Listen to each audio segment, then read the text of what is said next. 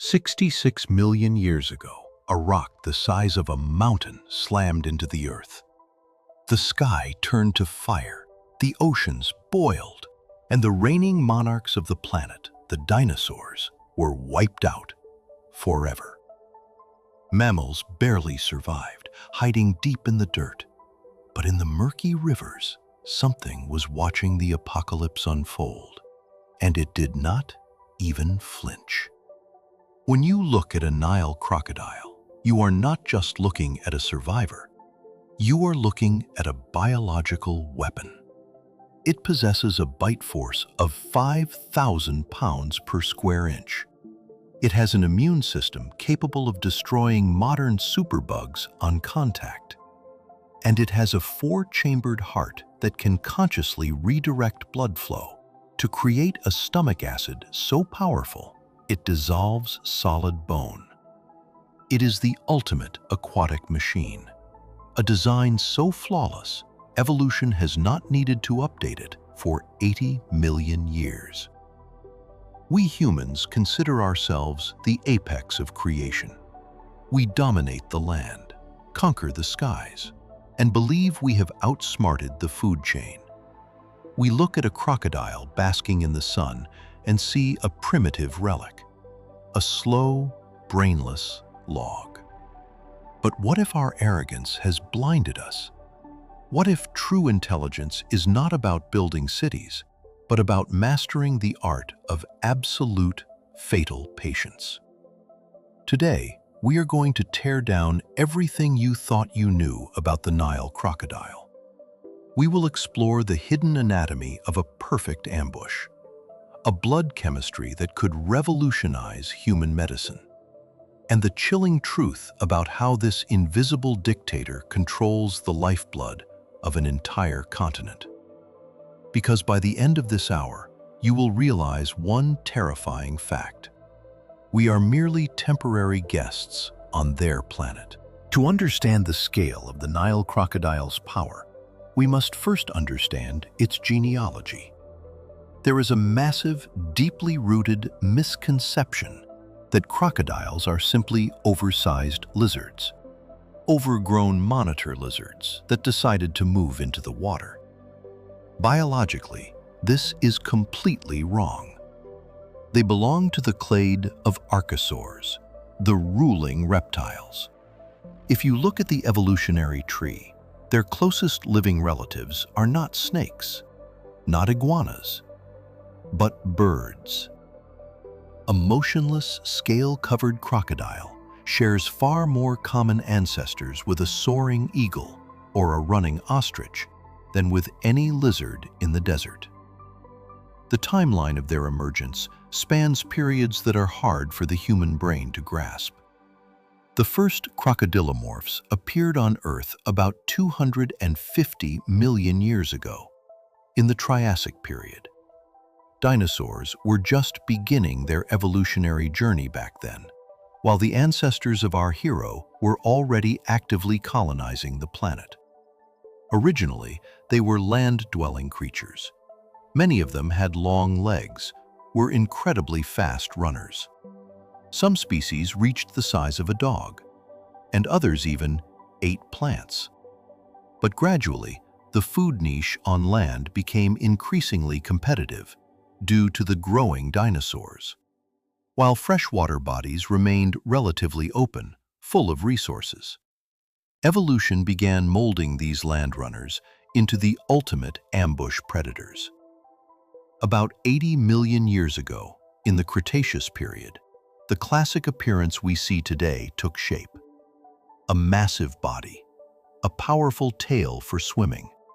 Eyes and nostrils shifted to the very top of the skull. This design proved to be a triumph of survival. The Nile crocodile and its direct relatives witnessed the sky choke with ash from the meteorite that killed the dinosaurs. They calmly survived the global mass extinction that wiped 3/4 of all species off the face of the Earth. While ancient mammals hid in burrows, changed sizes, grew fur, frantically adapted to new epochs, survived ice ages, and eventually evolved into humans. The crocodile simply waited. Nature created a blueprint so successful that any further attempts to drastically change it would only lead to a drop in efficiency. In biology, there is a concept called evolutionary conservatism, and the crocodile is its absolute embodiment. It did not stop developing. It simply achieved perfection in its niche, tens of millions of years before we even appeared on the evolutionary stage. But surviving falling asteroids and drying rivers requires something more than just tough scales and sharp teeth.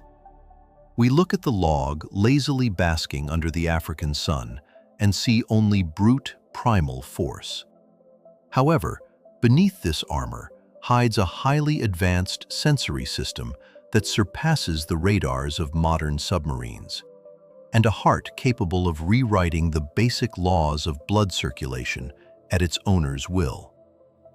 To understand why the Nile crocodile remains the undefeated dictator, we will have to crack open this living machine and look at its mechanics. Looking at the frozen shape in the murky water, it is easy to be fooled by its stillness. Only the nostrils and eyes protrude above the surface.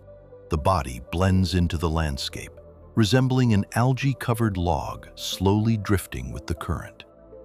It seems the animal is asleep, or in a state of complete torpor.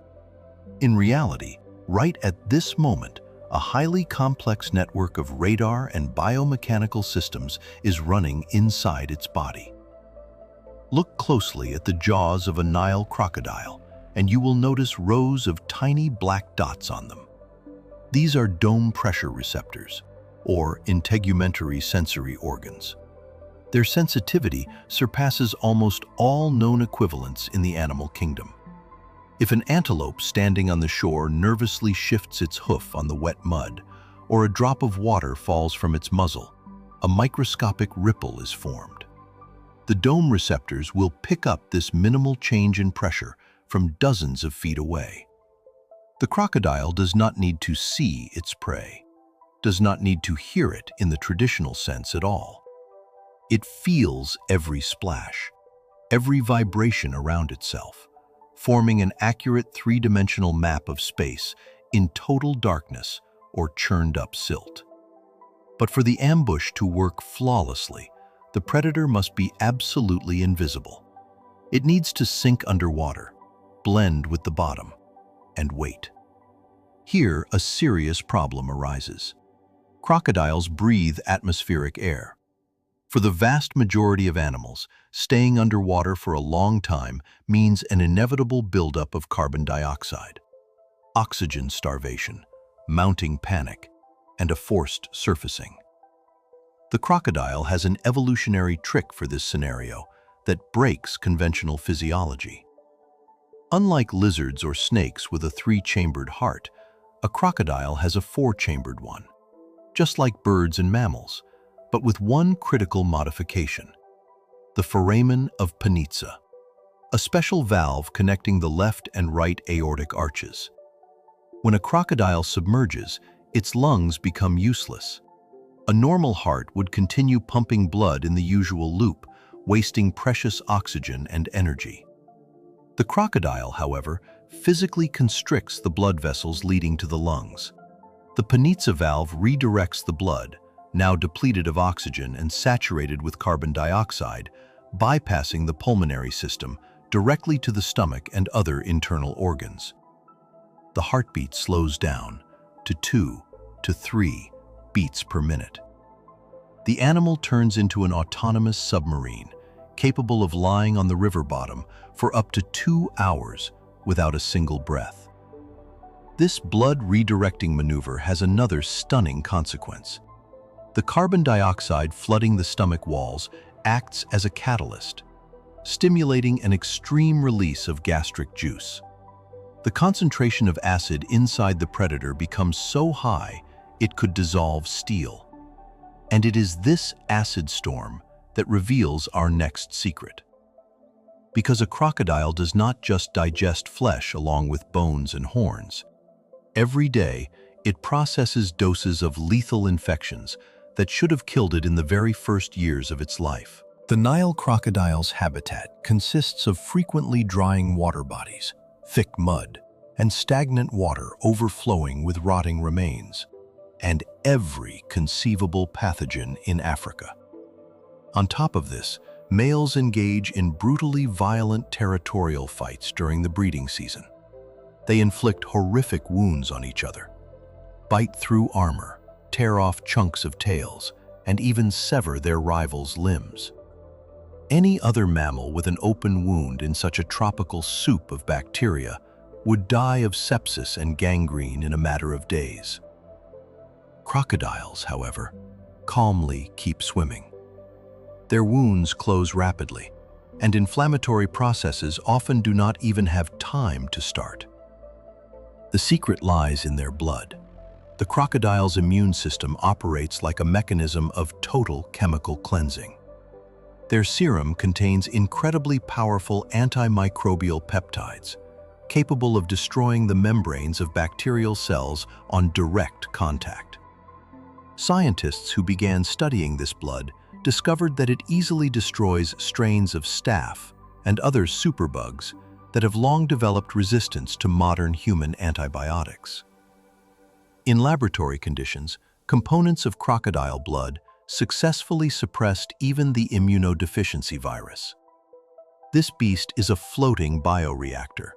Whatever it swallows along with its prey, rot, maggots, parasites, infections, ends up in a stomach where the pH level can drop to 1.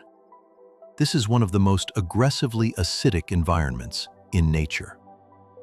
In such a cauldron, thick buffalo bones, tough hooves, turtle shells, and teeth dissolve without a trace.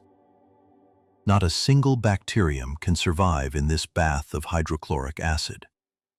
Pharmacists and biochemists around the world are currently scrutinizing crocodile blood, trying to synthesize these peptides to create next-generation antibiotics. Nature has already conducted its own trials lasting millions of years, creating a mechanism of absolute biological invulnerability. The stereotype of a primitive reptilian brain makes us severely underestimate the cognitive abilities of crocodiles. We are used to admiring the complex pack hunting of wolves or the tactical maneuvers of a lion pride, where every predator knows its role. A solitary, motionless silhouette in the murky water seems to be a creature of a completely different order, a machine driven solely by the basic reflexes of hunger.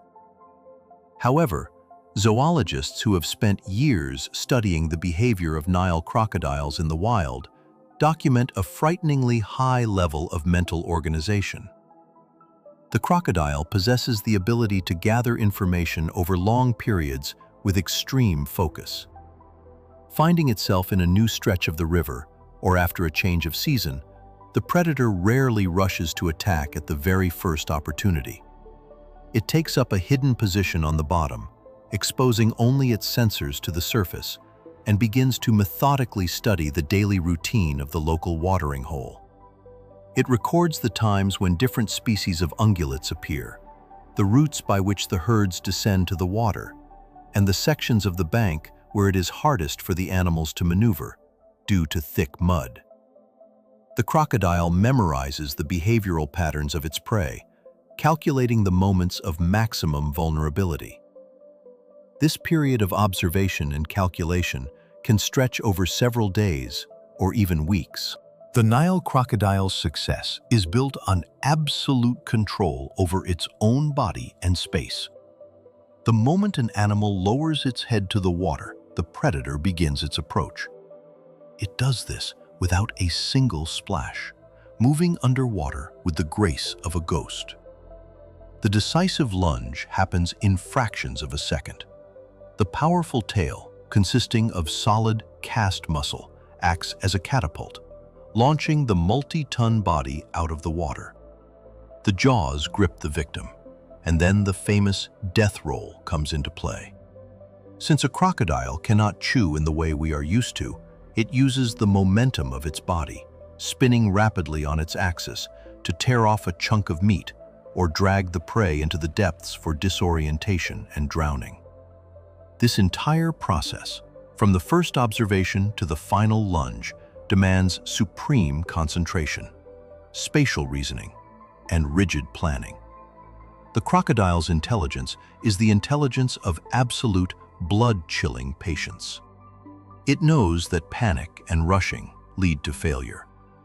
And it is this cold, calculated ruthlessness that causes multi-ton herds to fall into a stupor at the water's edge. Let us imagine for a moment that humanity decided to intervene and completely rid the rivers of Africa of the Nile crocodile. The threat from below the water would vanish, watering holes would become safe, and herbivores could drink without constantly watching for the slightest ripple. It seems that nature would finally breathe a sigh of relief. The real consequences of such a disappearance would turn out to be a total ecological catastrophe, unfolding in just a few short years. The Nile crocodile is a keystone species, a fundamental stabilizer of the entire aquatic ecosystem of the continent. Its first and most important function is sanitary. During the great wildebeest migrations, thousands of animals die at river crossings, from stampedes, exhaustion, and injuries. If crocodiles did not dispose of this colossal volume of dead flesh, African rivers would instantly turn into toxic reservoirs. The decomposition would trigger massive outbreaks of botulism, anthrax, and other infections. The water would become a deadly poison for all living things. And the very herds of ungulates we hypothetically saved would die out from epidemics. The crocodile's unique immune system and acidic stomach work as a giant factory for processing biological threats, purifying the water for everyone else. Crocodiles strictly control the populations of large predatory fish, for instance, whiskered catfish. Catfish are incredibly aggressive and voracious. Stripped of their main natural enemy, they would begin to breed uncontrollably, quickly exterminating small fish. Small fish, in turn, eat the larvae of malaria mosquitoes and maintain the cleanliness of the water bodies. Their disappearance would lead to a surge in malaria, the death of birds that rely on fishing, and local people who live off fishing would find themselves on the brink of starvation. Moreover, the very existence of crocodiles fuels the food chain at its most basic level. Their waste products are rich in nutrients and nitrogen. Entering the river, they become the perfect fertilizer for phytoplankton and algae, which serve as food for fry and crustaceans. A predator that takes life from large animals on the shore physically provides life for millions of microscopic organisms on the bottom. This entire immensely complex, multi-layered structure is supported by one single species. Returning to the scene we started our dive with, the blistering shore, the parched earth, and a massive herd of animals nervously peering into the glassy water. They are experiencing genuine, primal terror. Their instincts scream of danger, demanding they stay away from the water. In our society, it is common to view fear as a negative emotion, a barrier to be dismantled at any cost. But in the wild, fear serves an architectural function. It is the fear of the invisible dictator that forces ungulates to keep moving, preventing them from lingering at one watering hole for too long. Because of this, they do not trample the riverbanks into lifeless mud, allowing vegetation to recover. Vegetation strengthens the soil and prevents bank erosion, preserving the riverbeds themselves. The Nile crocodile did not just survive the falling of asteroids. It kept its primordial blueprint because it became the perfect load-bearing pillar for an entire continent. Its jaws, its acidic blood, and its chilling patience are the tools with which nature maintains order and balance. The next time you see footage of a massive crocodile lazily gliding through the murky waters of the Nile, try to look past the usual revulsion. You are not looking at a mindless, man-eating monster. You are looking at the pinnacle of evolutionary engineering. A living fossil that digests disease, protects rivers from extinction, and dictates the behavior of millions of creatures, using the oldest and most honest tool on Earth: fear. And without that fear, our world would collapse faster than we could ever realize.